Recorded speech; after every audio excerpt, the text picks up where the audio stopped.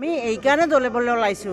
আমি যেহেতুকে মহিলাসকলে আমি ঘৰখন ধৰি ৰাখো গতিকে সেই কাৰণে আমি ইয়াত থকা বিভিন্ন জাতি জনগোষ্ঠীৰ লগত আমি ঐক্যত্ৰিত হিচাপে আছো যেতিয়া 18টা সংগঠনে জড়িত হৈ আছো আমি হেমন্ত বিশ্ব শৰ্মালৈ আমি বেয়া পাইছো এইটোৰ কাৰণে আমাৰ মাটিখিনি আগত দিয়ক আমাক শিক্ষুদল আগত দিয়ক তেতিয়াহে আমি সুৰক্ষিত হ'ম আমি যদি এইখিনি আমাক নিদিয়ে তেতিয়াহ'লে আমি জংগী আন্দোলন কৰাৰ কাৰণে প্ৰস্তুত আমি মহিলাসকল সদায় সাজু হৈ আছো ধাৰাবাহিক আন্দোলন কৰিবলগীয়া আমি ধাৰাবাহিক আন্দোলন কৰিব লগা হৈছে আমি বিভিন্ন ক্ষেত্ৰত বিভিন্ন আন্দোলন কৰিছো কিন্তু আমাক আজিও অসম চৰকাৰে এইখিনি ক্ষেত্ৰত সুবিধা দিয়া নাই আমি যত নেকি আমি শিক্ষুদল বিচাৰি আছো সেইখিনি নেদে খালি নদীবান দিব বিচাৰি আছে আমাক সেইটো নালাগে এটোই আৰু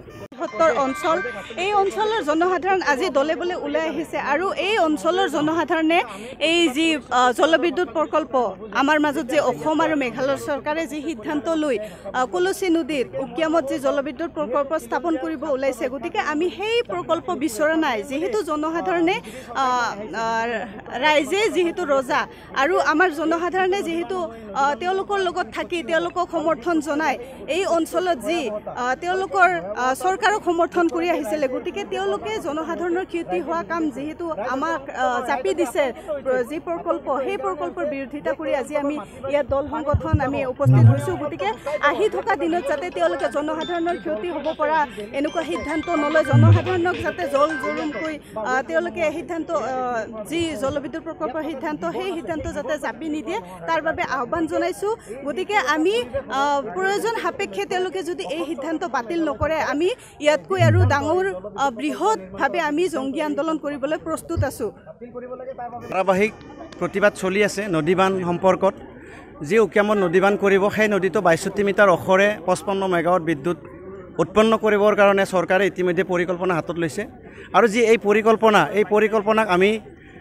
আমি বিৰোধিতা কৰিছোঁ অপোজ কৰিছোঁ যাতে আমাৰ এই খিলঞ্জীয়াসকলক যি ক্ষতি হ'ব বা ইয়াত পৃথিৱীৰ পৰা যি ধ্বংস হৈ যোৱাৰ যি এটা প্ৰজেক্ট এই প্ৰজেক্টটো আমি কোনোদিনো নিবিচাৰোঁ আৰু ইয়াৰ ৰাইজে নিবিচাৰে কাৰণ আমি বুজিছোঁ এই প্ৰজেক্টটো হোৱাৰ লগে লগে তাৰ যি বান্ধৰ যি আপাৰ ষ্ট্ৰীম সেই আপ ষ্ট্ৰীমত যি পানী থাকিব তাত গোটেই 15-20খনমান গাঁও উচ্ছেদ হ'ব আৰু সেই মানুহখিনি কলৈকে যাব নিশ্চয় সেই মানুহখিনি পথৰ ভিখাৰী হ'ব লাগিব আৰু ডাউন ষ্ট্ৰীমত যিখিনি আছে ডাউন ষ্ট্ৰীমত যেতিয়াই পানী এৰি দিব 100 স্পীডৰ ওপৰত পানী আহিব গতিকে তেনেকুৱা এটা ভয়াৱহ এটা পৰিস্থিতি গতিকে তাৰ নামনি অংশৰ যিখিনি গাঁও আছে সেই গাঁৱৰ মানুহবিলাকত থাকিব পশু জীৱ জন্তুৰ পৰা আদি কৰি যিখিনি প্ৰাকৃতিক জীৱ জন্তু আছে ডলফিনৰ পৰা আদি কৰি এইসমূহ পৃথিৱীৰ পৰা নাইকিয়া হৈ যাব গতিকে পৃথিৱী ধ্বংস হ'ব পৰা আমাৰ একোটা অঞ্চল ধ্বংস হৈ যাব পৰা সিদ্ধান্ত আমাক নালাগে এই সিদ্ধান্ত চৰকাৰে অতি শীঘ্ৰে বাতিল কৰক অসম বা